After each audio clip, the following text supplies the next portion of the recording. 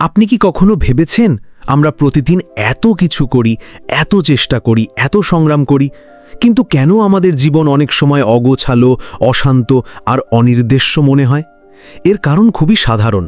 আমরা বুদ্ধিমানের মতো স্মার্টলি জীবনযাপন করতে শিখিনি। অথচ জীবনের সৌন্দর্য তখনই ফুটে ওঠে যখন আমরা প্রতিটি পদক্ষেপ সচেতনভাবে নিই।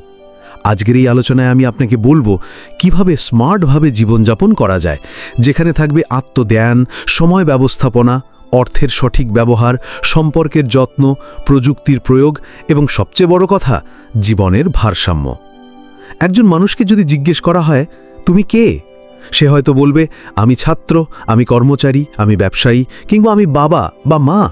কিন্তু এসবই বাইরের পরিচয়। আসল পরিচয় হলো আমরা ভিতরে কি, আমাদের শক্তি কোথায়, দুর্বলতা কোথায়, আমরা কি চাই। স্মার্ট মানুষ জানে নিজেকে না চেনা মানেই ভুল পথে হাঁটা।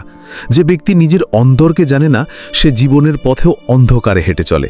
তাই বুদ্ধিমানের মতো জীবনযাপন শুরু হয় আত্মপরিচয় দিয়ে।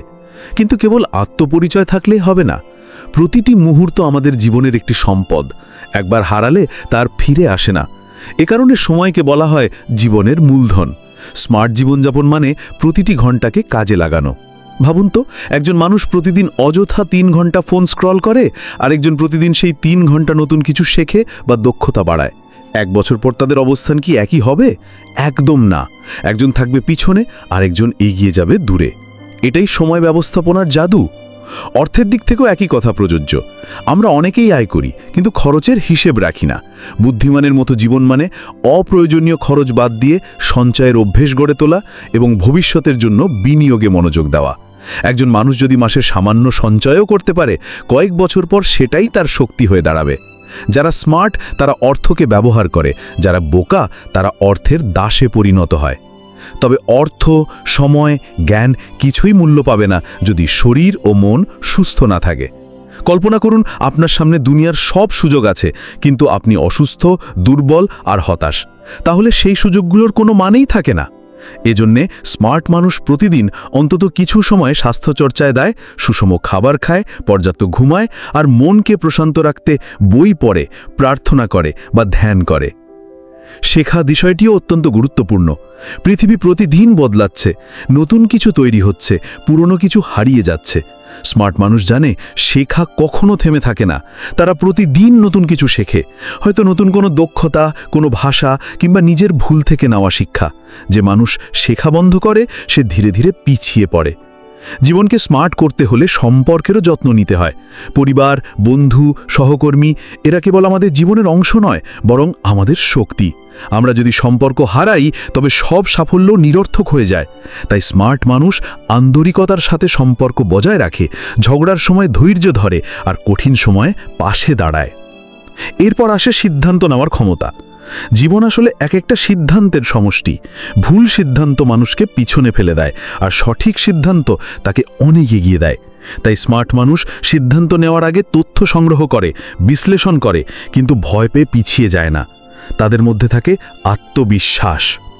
প্রযুক্তির যুগে স্মার্টলি জীবনযাপন করতে হলে টেকনোলজিকে সঠিকভাবে কাজে লাগানো শিখতে হয়। সোশ্যাল মিডিয়ায় সময় নষ্ট না করে প্রযুক্তিকে ব্যবহার করা যায় জ্ঞান অর্জনে, আয়ের নতুন পথ খুঁজতে কিংবা প্রোডাক্টিভিটি বাড়াতে। স্মার্ট মানুষ প্রযুক্তির মালিক হয়, দাস নয়। সবশেষে যা সবচেয়ে গুরুত্বপূর্ণ সেটি হলো ভারসাম্য।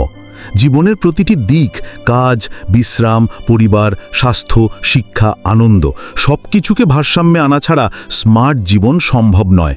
যদি কাজই সব হয়, তবে জীবন ক্লান্তিকর হয়ে যায়।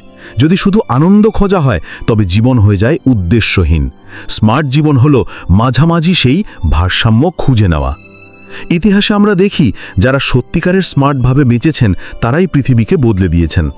স্টিভ জবস তার সরল জীবনযাপন আর ভিন্ন চিন্তার মাধ্যমে প্রযুক্তির জগৎকে পাল্টে দিয়েছেন। এলন মাস্ক তার অদম্য পরিশ্রম আর সময় ব্যবস্থাপনার মাধ্যমে বিশ্বের সবচেয়ে প্রভাবশালী মানুষদের একজন হয়েছেন। কিন্তু তাদের সাফল্যের মূল চাবিকাঠি ছিল সচেতনতা, পরিকল্পনা, অধ্যবসায় আর ভারসাম্য। সুতরাং স্মার্ট জীবন মানে বাহ্যিক চাকচিক্য নয়, বরং ভেতরের সমন্বয়।